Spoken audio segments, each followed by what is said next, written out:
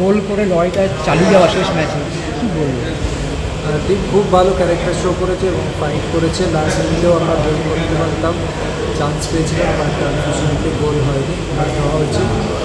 আর সিজনের last match বাকি আছে, ওটাই গোলের বেশি ব্যবধানে জেতার আমাদের লক্ষ্য থাকবে। Proud of my team and one.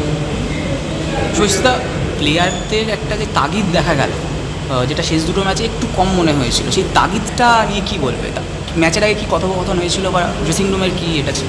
সবাই জানে ডার্বি কতটা ইম্পর্টেন্ট, আর এই ম্যাচটা আমাদের জন্য কতটা ইম্পর্টেন্ট ছিল যে চ্যাম্পিয়ন হওয়ার জন্য।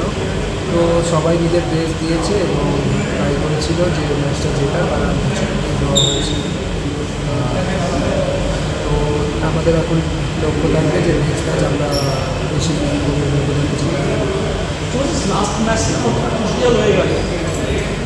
সব ম্যাচে ক্রিশিয়াল, বাট লাস্ট ম্যাচ এখন নিজের এন্ডে এসে দাঁড়িয়েছে, তো আমাদেরকে জিততে হবে।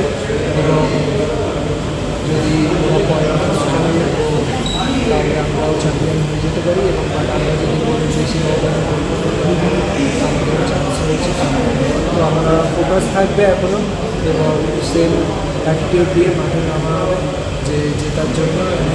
সুস্মিতা, আজকে দুটো দলের পক্ষ থেকেই যে সম্মান জানিয়ে একটা ঠিকানা আমাদের, তুমি মোহনবাগান অধিনায়ক হিসেবে কি করতে চাইবে?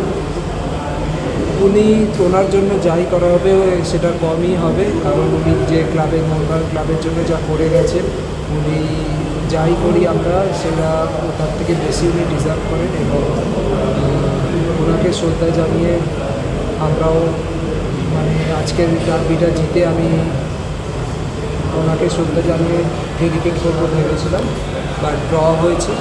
বাট আমরা ট্রাই করবো যে যদি এবছর লিগটা জিততে পারি তো ওনার জন্য। তোমরা তুমি যখন একটা